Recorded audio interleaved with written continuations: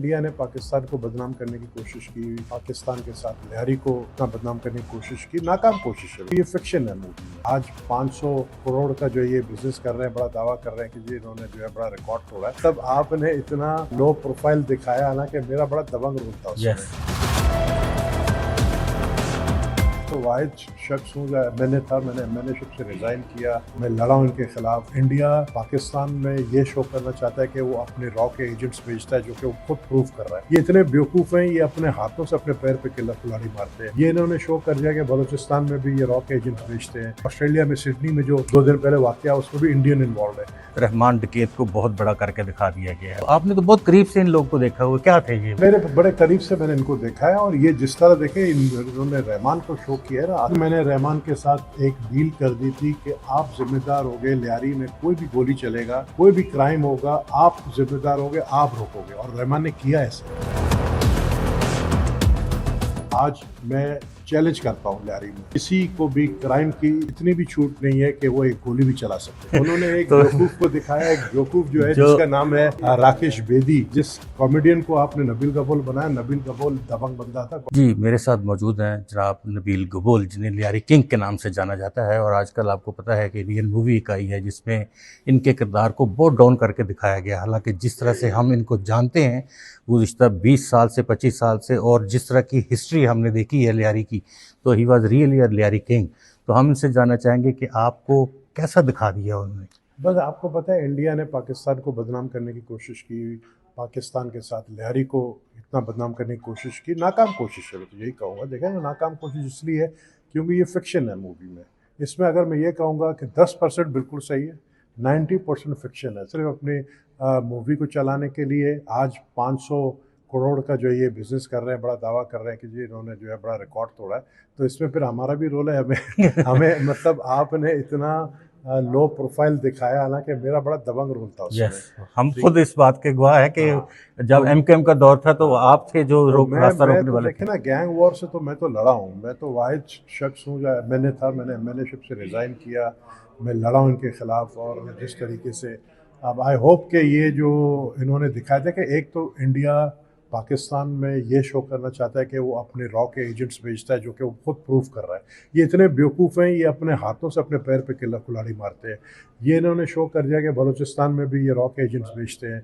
ये पाकिस्तान में जितने भी 4-5 जो रॉ के एजेंट्स पकड़े गए हैं, वो ये अब इस बात को तो मानना पड़ेगा। इंडिया में आप देखें, इस पे ऑस्ट्रेलिया में सिडनी में जो 2 दिन पहले वाकया, उसमें भी इंडियन इन्वॉल्व है। तो ये इस तरह के रॉ के एजेंट्स आ रहे हैं। लेकिन इन्होंने जो शो किया लियारी के अंदर, ये टोटली गलत है। लियारी के अंदर अगर कोई रॉ का एजेंट आता तो वो जिंदा नहीं जाता। मैं नबील गबोल साहब से जानना चाहूँगा कि अब रहमान डकैत को बहुत बड़ा करके दिखा दिया गया है, और उसके मामा को और बाकी लोगों को। तो आपने तो बहुत करीब से इन लोगों को देखा हुआ, क्या थे ये वाकयातन? ये सही मेरे बड़े करीब से मैंने इनको देखा है, और ये जिस तरह देखे इन्होंने रहमान को शो किया है ना। असल जो बाद में रहमान के मरने के बाद जो नंबर 2 पार्ट इनका आ रहा है, पता नहीं उसमें ये जिक्र करेंगे। ये जो असल गैंग वॉर शुरू हुआ, असल जो टेरर शुरू हुआ, जिसके वजह से लियारी के अवाम बहुत ज़्यादा टेरराइज हो गए थे, वो फिर जब पीपल्स अमन कमेटी उज़ैर बलोच ने संभाला, उसके बाद जो रहमान के होते हुए कभी भी सर से फुटबॉल नहीं खेलते थे, ये कभी नहीं हुआ है। और यहाँ तक मैंने रहमान के साथ एक डील कर दी थी कि आप जिम्मेदार होगे, लियारी में कोई भी गोली चलेगा, कोई भी क्राइम होगा, आप जिम्मेदार होगे, आप रोकोगे, और रहमान ने किया ऐसे। रहमान ने मतलब ये इंश्योर कराया, पूरी लियारी के अंदर कि कोई गोली नहीं चले और कोई क्राइम नहीं हो। और उसके बाद उज़ैर आया, उसने लियारी को तबाह कर दिया। तो उसके ऊपर एक तो जहर की खसूसी तौर पे मुझे ज़रा जहर बलोच के हवाले से बताएं कि जब रहमान डकैत चला गया और उसके बाद इनके हाथ में आ गया, तो इन्होंने फिर क्या वहाँ पे? इन्होंने आते ही जो है ना, देखें मैं आपको साफ बताऊं, जब गवर्नमेंट की सपोर्ट आ जाती है ना क्रिमिनल्स को, तो क्रिमिनल्स जो है ना वो पागल हो जाते हैं। उनको सपोर्ट मिल गई थी होम मिनिस्टर की। अब होम मिनिस्टर अगर बोले कि बेटा तुम मेरा बच्चा है, ठीक है ना, और तू मेरा बच्चा है, और मैंने तो इनको कहा मैं चल आओ तुमको फंटा पिलाता हूँ, अगर आप मेरा डायलॉग है वो। होम मिनिस्टर कहता था तुम लोग को मैं 2 लाख लाइसेंस दूंगा। होम मिनिस्टर कहता था तुम लोग मेरे बच्चे हो। 4 SHO हमारे थाने लगते, लियारी में 4 SHO उज़ैर के कहने पे लगे, DSP उज़ैर के कहने पे लगा, SP उज़ैर के कहने पे लगा। तो जब आप उनको इतना छूट दोगे, पावर दोगे, तो वो पागल तो हो जाएंगे। लेकिन अल्लाह का शुक्र है मैं इनसे लड़ा हूँ। सरदार साहब, पाकिस्तान पीपल्स पार्टी भी आपकी जमात और आपके ही हल्का और लियारी, जहाँ से आपको पता है भुट्टो की लेगेसी है, आपकी लेगेसी है, जमात की लेगेसी है, फिर उसके बावजूद इतना उसको प्रोटोकॉल। उसको देखें, नुकसान भी तो पार्टी को हुआ ना। पार्टी के अंदर पार्टी नहीं थी इसमें इन्वॉल्व, इसमें एक शख्स इन्वॉल्व था जिसका नाम था डॉक्टर जुल्फ़िकार मिर्ज़ा, जो होम मिनिस्टर था, उसने छूट दी थी। प्रेसिडेंट साहब को मैंने ये बातें बताई, मैंने कहा देखें ये रिएक्शन पब्लिक की तरफ से आएगा, और जो कि आया, आप देखें रिएक्शन आया, हमारी पार्टी को बहुत नुकसान पहुंचा है। और उसके बाद अल्हम्दुलिल्लाह अब जाके जो है दोबारा 11 साल के बाद मैं दोबारा एमएनए बना हूँ। आज मैं चैलेंज करता हूँ लियारी में, किसी को भी क्राइम की इतनी भी छूट नहीं है कि वो एक गोली भी चला सके।